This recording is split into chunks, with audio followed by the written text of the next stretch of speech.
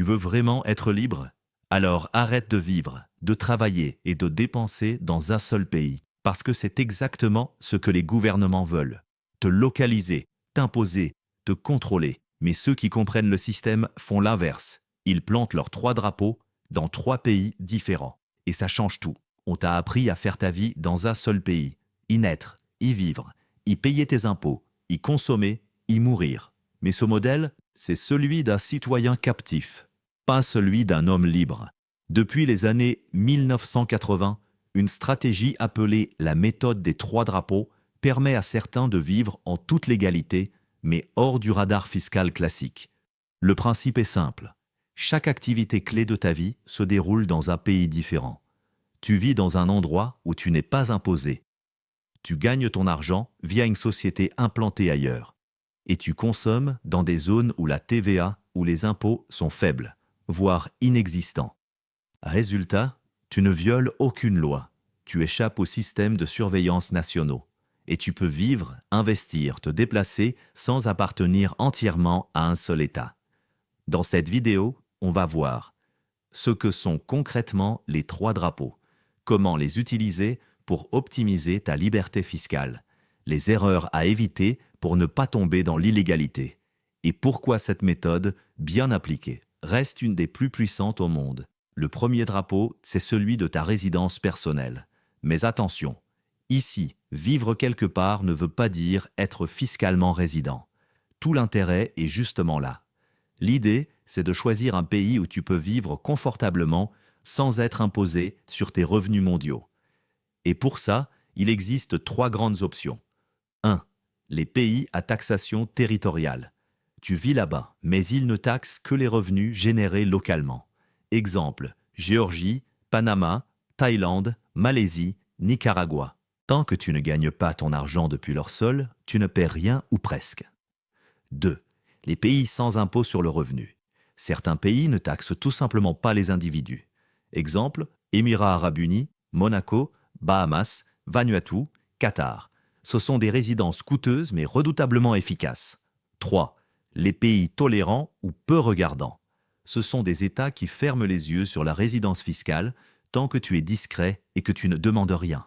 Exemple, Mexique, Albanie, Maroc, Turquie, en mode touriste longue durée.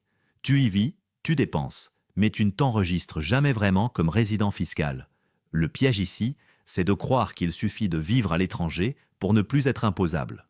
La France ou la Belgique, par exemple, peuvent encore te considérer comme résident fiscal si tu ne fais pas les choses correctement. Domicile, foyer familial, centre d'intérêt économique, etc. Le bon réflexe, c'est donc de vivre là où tu n'es pas imposé, mais sans laisser derrière toi des attaches fiscales dans ton pays d'origine. C'est la base. Et sans ce premier drapeau bien planté, les 2 autres ne servent à rien. C'est une règle simple, mais puissante. Ne jamais gagner ton argent dans le même pays que celui où tu vis. Pourquoi? Parce que c'est l'un des moyens les plus efficaces d'échapper à l'imposition locale tout en restant dans la légalité. Ce deuxième drapeau, c'est celui de ta juridiction de business. C'est là que tu ouvres ton entreprise, que tu émets tes factures, que tu déclares tes revenus. Et si tu choisis bien, tu peux payer très peu d'impôts, voire rien du tout. Option 1. Les juridictions offshore classiques. Ce sont les grands noms de l'optimisation. Panama, Belize, Seychelles, Hong Kong, Dubaï.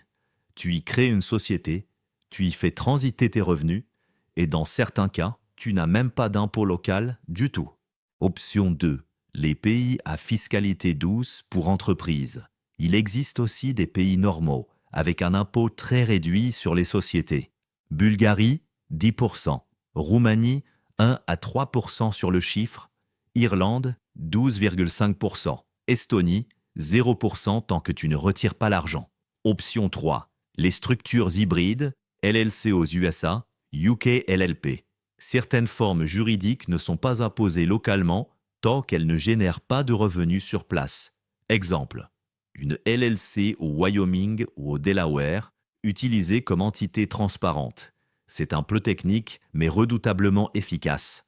Attention, ici aussi, ne pas confondre création d'entreprise et usage réel. Si tu crées une société à Dubaï, mais que tout ton argent provient d'un pays où tu es résident fiscal, tu risques des sanctions pour évasion fiscale déguisée.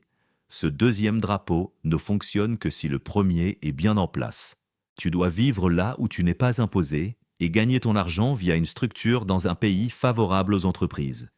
Ce combo est à la base de toutes les stratégies de liberté financière moderne. C'est le troisième pilier de la méthode.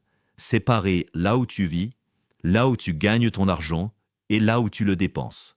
Ce dernier drapeau, c'est celui de la consommation et de la gestion financière. Et c'est souvent le plus discret, mais aussi le plus stratégique. L'idée ici est simple. Tu stockes et dépenses ton argent dans un pays où il est protégé, peu taxé et difficilement saisissable. Voici comment ça se traduit concrètement. 1. Banque dans un pays stable, mais discret. Tu ne laisses pas ton argent là où tu vis, ni là où tu bosses. Tu ouvres un compte dans une juridiction réputée pour sa stabilité bancaire et sa confidentialité. Suisse, Géorgie, Singapour, Émirats, Portugal, dans une certaine mesure. Tu peux aussi passer par des néobanques à l'étranger, Wise, Revolut, Pioneer, etc. 2. Carte multidevise et banque nomade. L'idéal, c'est de gérer ton argent à distance sans jamais dépendre d'une seule banque ou d'un seul pays. Tu utilises plusieurs cartes, en devise locale ou stablecoin, dans certains cas, et tu répartis tes faux. C'est la clé pour rester mobile et inattaquable. 3.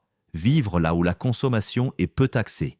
Enfin, tu dépenses ton argent dans des pays où la TVA est basse, les frais sont limités et la vie est peu chère.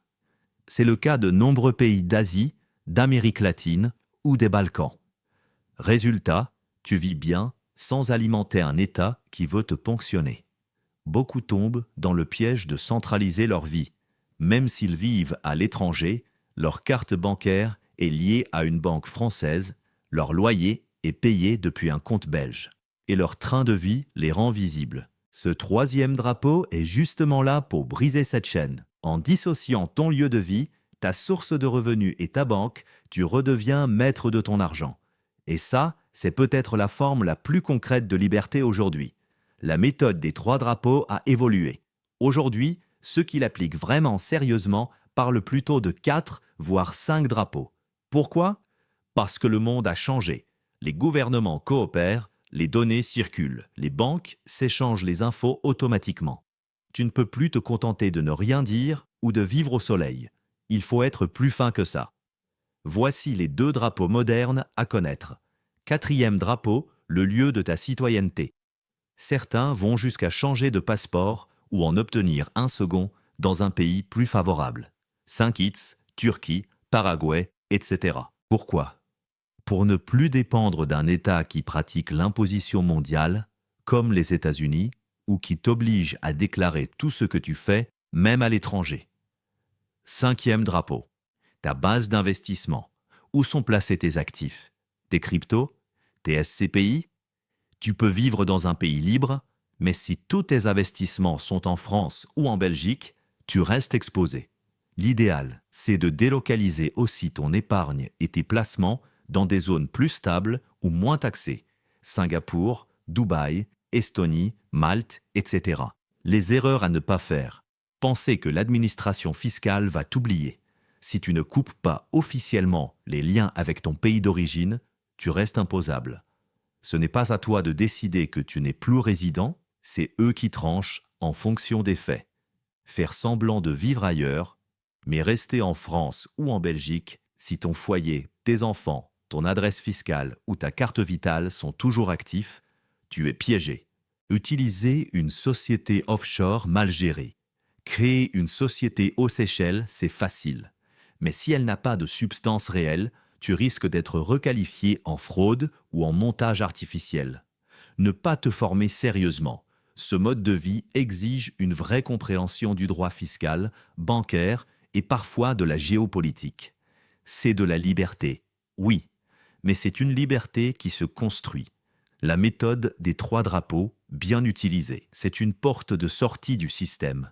Mal utilisée, c'est une fausse liberté qui peut te coûter très cher. Vivre, gagner, dépenser dans 3 pays différents. C'est contre-intuitif pour la plupart des gens. Mais pour ceux qui ont compris comment fonctionne le monde, c'est le seul moyen de vivre vraiment libre. La méthode des 3 drapeaux n'est pas un rêve de youtubeur ni un montage fiscal illégal. C'est une stratégie de souveraineté personnelle, appliquée depuis des décennies par ceux qui refusent de se faire tondre par un État. Et aujourd'hui, elle est plus accessible que jamais. Avec une connexion Internet, un compte bancaire en ligne et un peu de méthode, tu peux commencer à t'extraire du système pas à pas. Mais attention, liberté ne veut pas dire amateurisme. Chaque décision compte. Chaque lien mal coupé peut te coûter cher. Alors, informe-toi, structure-toi et surtout, ne sois jamais à 100% dans un seul pays. Si cette vidéo t'a éclairé, abonne-toi à Nomade Éclairé. Chaque semaine, on décortique des stratégies concrètes pour vivre librement, légalement et loin de la pression fiscale des États occidentaux. Et dis-moi en commentaire, où planterais-tu tes 3 drapeaux si tu devais commencer demain ?